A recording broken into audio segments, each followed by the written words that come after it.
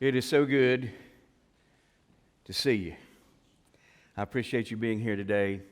For those of you joining us online, can't see you, but thanks for joining us. Last week I started a sermon series entitled Overcoming Life's Disappointments. In that first sermon we learned this, that disappointments are a part of life, even the Christian life. And some of those disappointments we experience are going to be caused by people. Not good news, was it? Right? Not good news. Unfortunately, it is the truth. Sooner or later, somebody's going to let us down. Maybe they'll make a big promise to us, and they don't keep the promise. Maybe there'll be a point in our lives where we really needed them, and they cut and run. They abandoned us. Or maybe an ally will become an enemy. Or a trusted friend may betray us. Or maybe somebody we really look up to will fall and experience a complete moral failure. I don't know how it'll happen. I just know that it will. Somebody's going to disappoint us. In this series, we're learning how to overcome those disappointments. Last week, I taught you how to overcome disappointing circumstances. Today, I want to try to help you learn how to overcome disappointing people. After someone disappoints us, we all face a real danger. We can develop a grudge and harbor a grudge against them. You ask, what's so dangerous about that? Well, there's no danger at all in our grudge as far as the person who disappointed us is concerned. The danger of the grudge is with us. You know what a grudge will do? It'll hold you back. It will prevent you from overcoming the disappointment. So, Ronnie, if someone has disappointed me, how do I overcome that? You ready? Here's a lesson. Now, you got this? When disappointed by people, rather than holding a grudge, we must forgive. You with me? Now, I told you last week, I'm old. You know what we old people do? Or some of you don't. Let me back up. Let me tell you what I do. Woo! I'm bad to repeat myself, but I feel like I need to repeat that. When disappointed by people, rather than holding a grudge, we must forgive. Now, let me tell you what some of you just thought. Let me tell you something, Ronnie Hodge. You have no idea how badly they disappointed me. You have no idea what it cost me. It'd be borderline impossible for me to forgive that person. Well, I understand this, that forgiveness for us humans never comes easy, does it? But it is possible. And in regard to overcoming a disappointment, it is absolutely necessary. So what I want to do today is share a fact with you that's going to help you forgive. And where have I found this fact? I found it in a story recorded in the Bible, in the Old Testament book of Genesis, chapter 37 and chapters 39 through 50. And I'm going to tell you the story. And I know what some of you mathematicians just did. You added that up and you went, holy smokes, that's 13 chapters. So you're getting the greatly condensed version of the story. It's my favorite story in the Bible. It's the story of a young man named Joseph. Let me see. Now, I've worked hard on this. Let me see if I can tell you this story in about 11 minutes. You're with me? About 11 minutes. When Joseph was 17 years old, God, through two dreams, I guess I'd call them prophetic dreams, gave Joseph a peek into his future and showed him that one day you will be a ruler There's a throne waiting on you, son. And the extent of your rule will be so great that even your family will come and bow before you. Joseph had 10 older brothers, 10 older half-brothers that hated his guts. They were so jealous of him. And he, without really thinking this through, went to his brothers and said, guess what?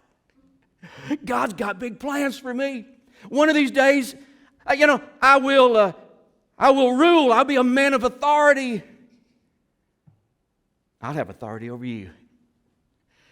And you'll bow on your knees before me. What do you think about that, guys?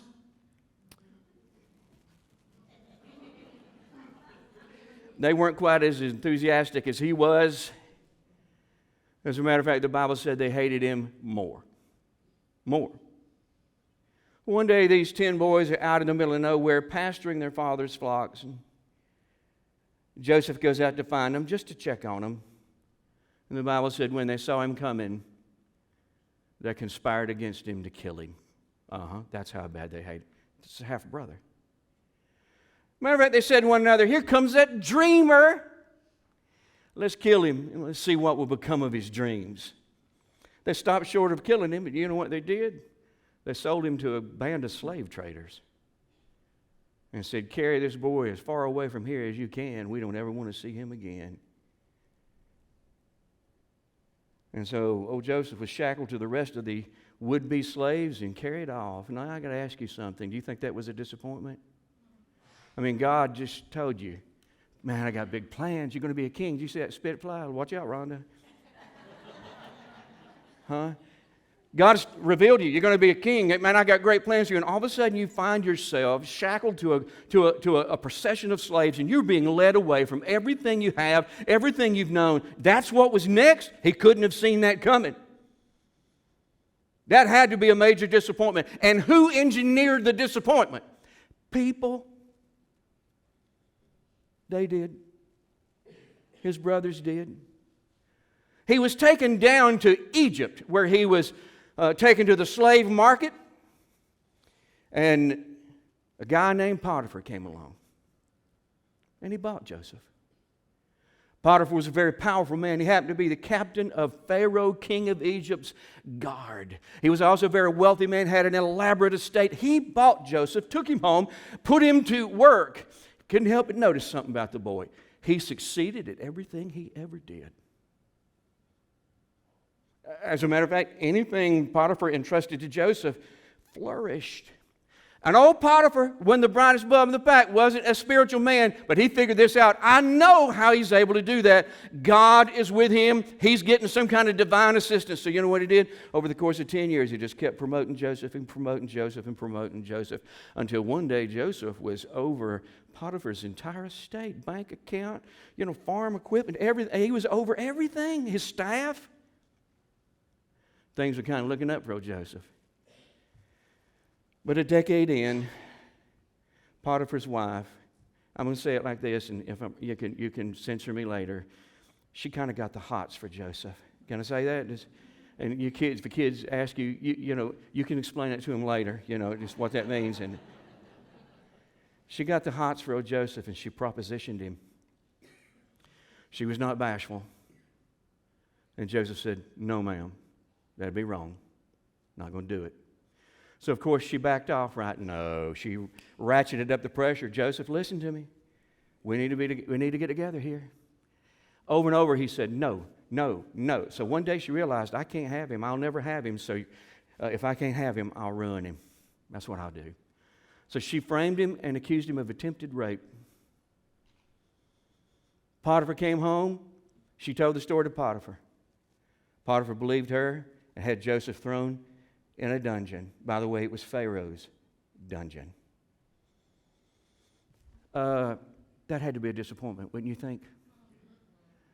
You've worked with this man for 10 years. He knew what kind of, that you were a man of integrity, that you were responsible, reliable, and that God was with you. And all of a sudden, this lady tells this story on you, and you believe her and not me. Had to be a disappointment. And Greg, wouldn't you think this? I would have been thinking this. I did right, therefore nothing bad is going to happen to me. Well, when he heard the iron doors close behind him, he had to be going, what just happened? He was disappointed. Who engineered the disappointment? People. Potiphar and Mrs. Potiphar. 1 year into his prison term, a new prisoner shows up. He was an employee of Pharaoh, king of Egypt. He was his butler. I don't know what he did wrong. Matter of fact, his primary responsibility was to pick the wine that the king chose. So I guess he chose the wrong. He chose a white with red meat. I don't know what he did wrong. But one day he had a crazy dream, and he told it to Joseph. And Joseph said, I know what that means. He said, here's the interpretation of the dream. You're going to be released.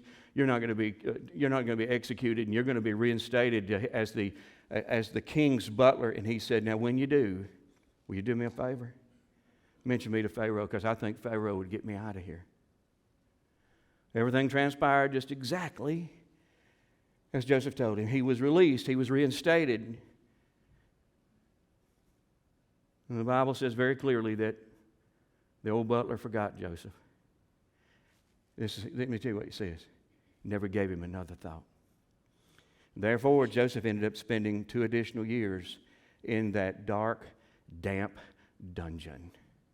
You think it was a disappointment? You know what he believed about this butler? He thought he was a godsend. He's the answer to my prayers. He's my ticket out of here. No, son. He was not. Who engineered that disappointment? A person. The butler. After 13, hey, is this a dismal story? Huh? You say, why is it your favorite? I don't know. I've just got this dark personality. 13 years in Egypt, 10 as a slave, 3 as a prisoner. Something above ground happened. Pharaoh had 2 weird dreams. It bothered him. He called in everybody who was anybody and said, I need somebody to interpret these dreams. He shared it. Nobody on the staff could interpret it. Well, guess what? The old butler's standing there, and all of a sudden, bingo, light goes on overhead. He went, excuse me, Pharaoh. I had an experience 2 years ago when you threw me in the can here, you know. I had this experience. I had a dream, told it to this kid, his Hebrew kid. He interpreted it. And everything came to pass. I'm telling you, Pharaoh didn't waste any time. He summoned Joseph to come up. Joseph, think about this. Here's this slave/convict with all these dignitaries. He walks up there. Pharaoh said, I'm going to share these dreams. Told him the dreams. Joseph went, yeah, I can tell you what that means. The dreams mean there are going to be 7 years of prosperity ahead for Egypt. And then after those 7 years of prosperity, there's going to be a drought and subsequent famine that's going to be so bad that you will never remember the years of prosperity. That's what it means.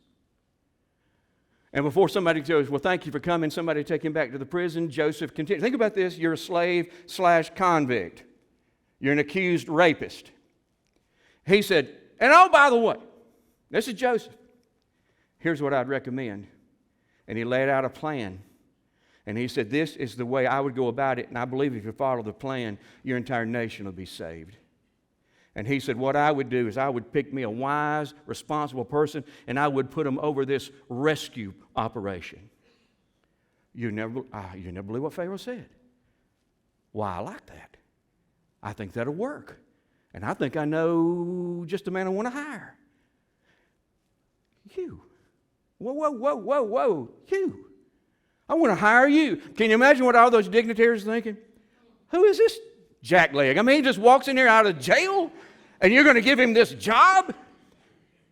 Well, he gave him the job. You got to understand, there was a whole lot more to this job than you might think. You talk about a promotion. Anything out of the dungeon would have been a promotion, correct? He said, I want you in charge of this, but here's the way the leadership hierarchy is going to go. I got a throne, and I'm up here. Joseph, I got another throne that's just under me. And under that throne will be everybody else. Everybody in Egypt is going to answer to you. Because I'm making you governor of Egypt. Now, you understand what's taking place here, don't you? Well, his dream's coming true. God said, I'm going to put you on a throne. You're going to have power and authority. You're going to rule. It's happening. Now, along with this, I'll tell you what, think about it. He went from being a prisoner to being free.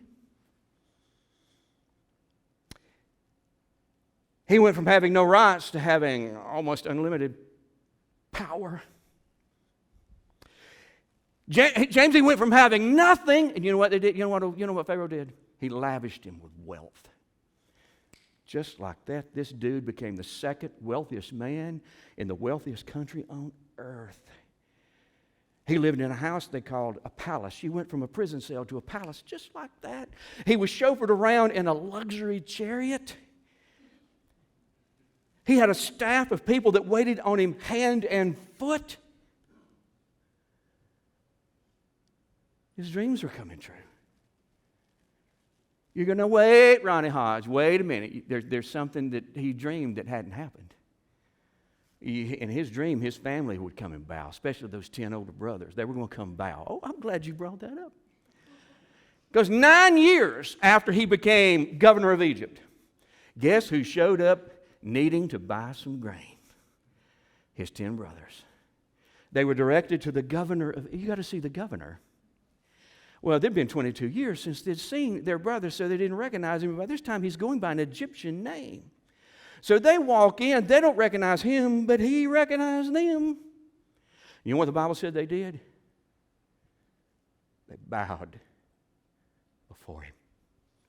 They bowed. The Bible said when they did, Joseph remembered this part of his dream. They got their grain and went home. In time, they came back, taking a little more than 11 minutes. You don't have to tell me that. I get that. They come back a second time. This time, Joseph invites them all in for lunch. They have a big lunch, and then Joseph said, "Oh, guys, there's something I got to talk to you about. I'm your brother Joseph, the one you sold into slavery." They're going, No, I'm not kidding you. I'm Joseph. The Bible said they were speechless. In time, this became a very emotionally charged reunion. And Joseph said, you go back and you get my daddy. And you get your families and you get them down here. Because this famine is nowhere near over. And here's what I'm going to do. I'm going to take care of all of y'all and take care of you well for the rest of your lives. And that's exactly what they did. Joseph lived to be 110 years old. First 17 years he spent in Daddy's house. The next 13 years were a nightmare. Final 76 years of his life were a dream come true. Let's see what I got going on here. Oh my, I did pretty good. There are two things in this story I want you to take note of right now. Number one, God fulfilled his plans for Joseph in spite of every disappointment and every disappointing purpose. You can't miss that. You can't miss it.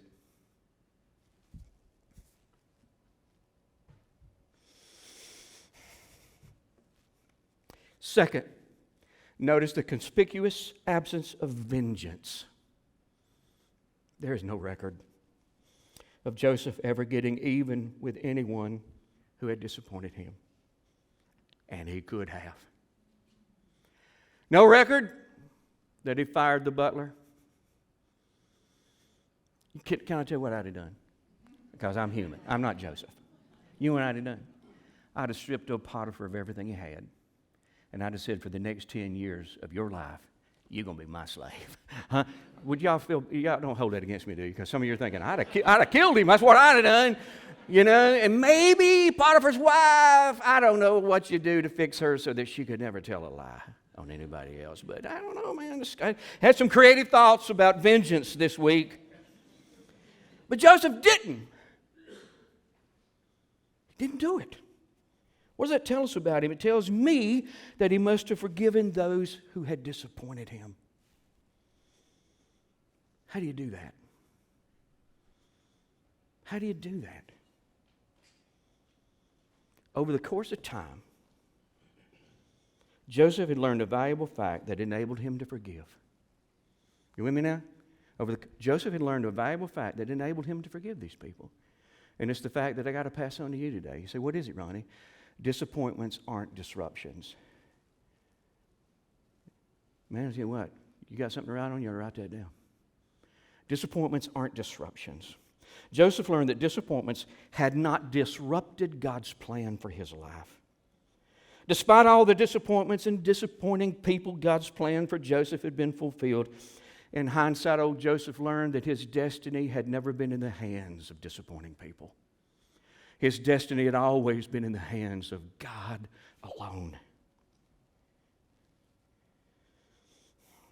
You know, I think there was a time where Joseph believed a lot like we do. In the prison, he said to the butler, and I paraphrase, "This is not the way my life is supposed to be.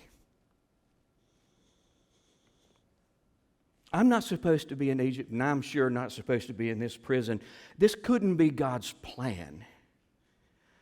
Disappointing people have sabotaged my life." Like most of us, Joseph believed that disappointments and disappointing people can prevent God from fulfilling His plan for us. I mean, after all, think about it. Someone rejects us.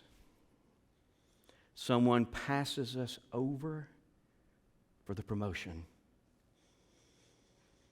Someone slanders us. Someone forgets all about us, and we just naturally assume, well, they've messed up my life.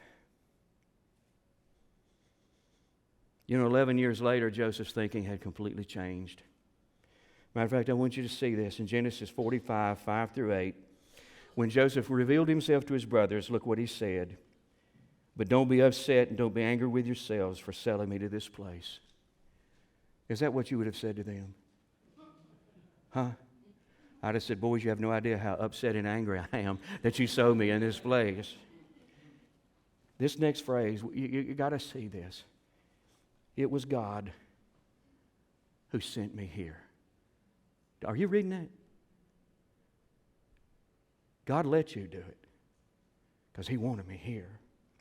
It was God who sent me here ahead of you to preserve your lives. This famine that has ravaged the land for two years will last 5 more years, and there will be neither plowing or harvesting. Yeah, here it is again. You see this? Look at this. God has sent me. Well, his thinking has changed. God has sent me ahead of you to keep you and your families alive and to preserve many survivors. So it was God who sent me here, not you. And He is the one who made me an advisor to Pharaoh. In other words, this is the throne He was talking about. This is not a concession. This is not an accident. This is what God wanted from me. He's the one who made me an advisor to Pharaoh, the manager of the entire palace, and the governor of all Egypt. Let me give you the Hodge translation, what Joseph said. Guys, I've let go of the past. And so should you. Now, you meant to ruin my life, but you didn't. You couldn't. Because you're not God. You were never in control. Even during those 13 dark years of my life where it seemed nothing ever went right, God was always firmly and completely in control. God fulfilled His plan for me despite everything you did. As a matter of fact, now get this. God used what you did to fulfill His plan for me. All week long as I have prepared this sermon, I could just see this meeting in my mind, in my imagination.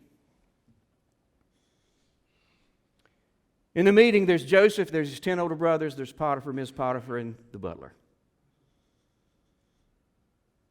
And I hear this conversation. I hear Joseph say, "I guess you're wondering why you're here. Well, I have something I need to say to you."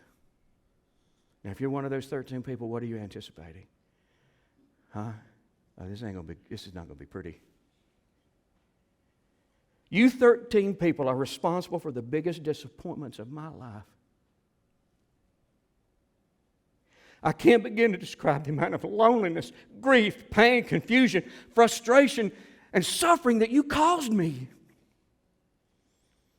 There were times I fantasized about getting even with all of you. Well, tonight my fantasy has become reality.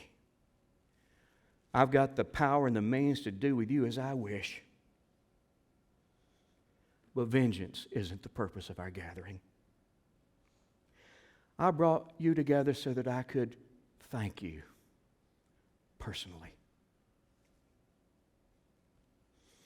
Because God used each of you and the disappointments you created to make my dreams come true. I see him turn to his brothers and go, now boys, let me ask you something.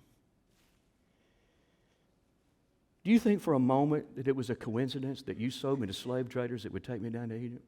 You think it was a coincidence? You guys weren't bright enough to come up with this, to understand the plan.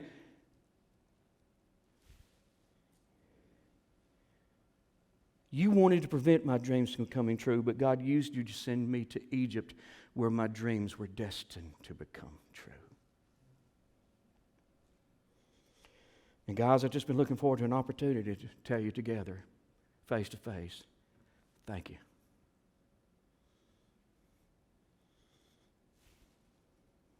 You know, Potiphar, you think it's coincidental that you came down to the slave market that day and I was still available?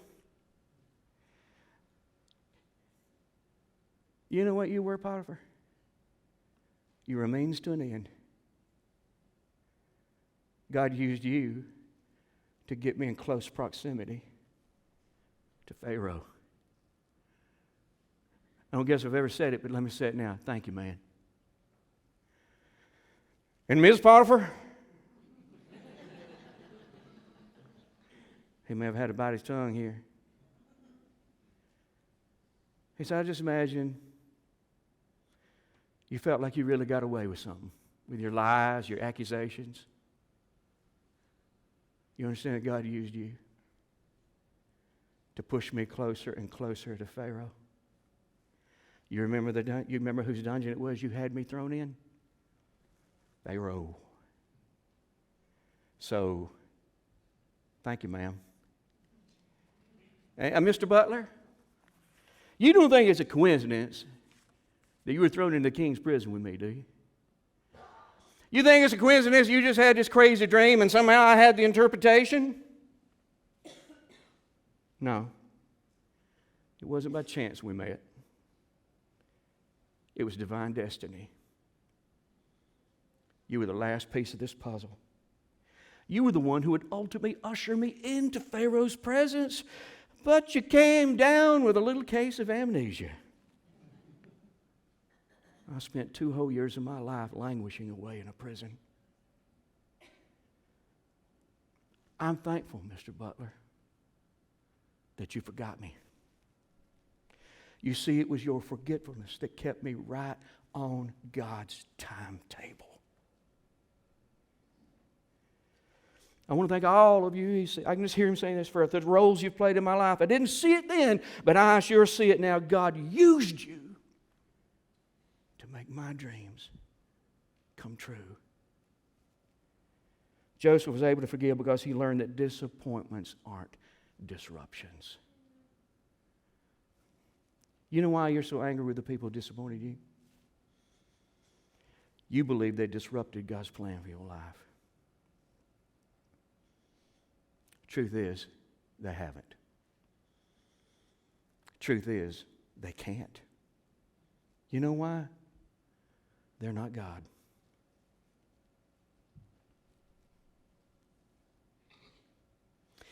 Disappointing people do not control your destiny. Only God controls your destiny. No disappointment can prevent God from fulfilling His plan for you. On the contrary, every disappointment and every disappointing person is being used by God to make sure that you're right on target and right on time. Those who let you down have not derailed God's plan for your life. You hear me? Some of you need to get that, because you've been believing that. If only they had hired me. If only they hadn't fired me. If only she hadn't left. If only he had stayed.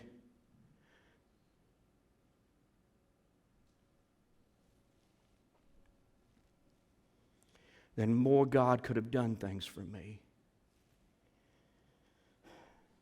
You need to understand, in whatever way they disappointed you, it hasn't limited God's ability to do everything in you and for you and through you that He has planned to do. So I'm going to make a suggestion. Why don't you forgive them?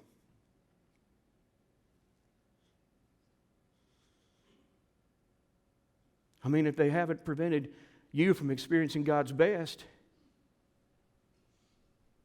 won't you let them off a hook? Let the matter go. And forgive them.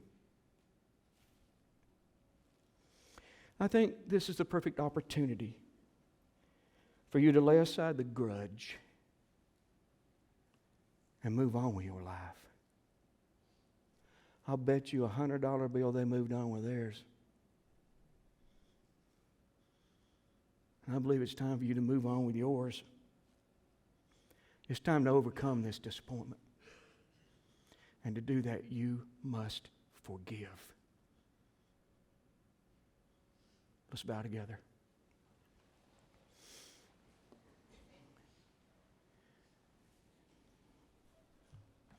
This is not a time for me to pray and you to listen to me pray. I'm telling you, this is a time for all of us to pray.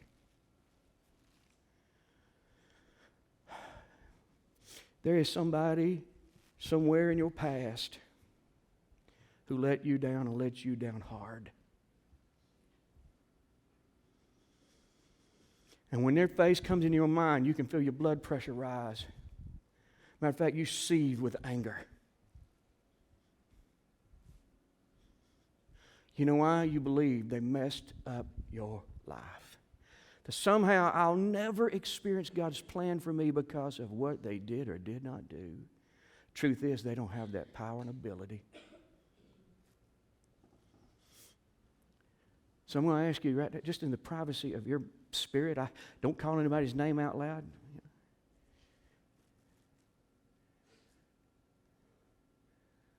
But why don't you call their name out before God and just say, God,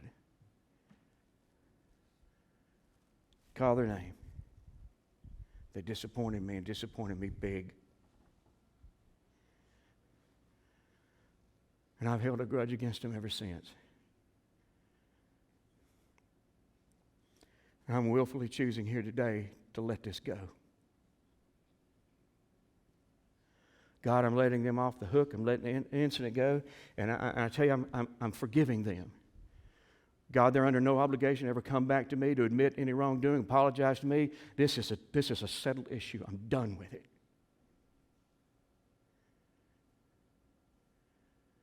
Now help me, God.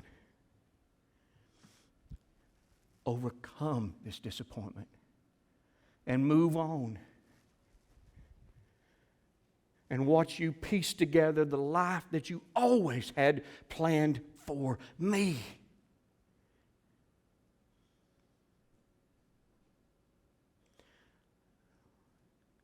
In Jesus' name, amen. I love you. Thank you for listening. And by the way, if you want to thank me, you can. I'm letting you out about 7 minutes early. You understand that? 7 minutes early. So I love you. Have a great day. Have a great week.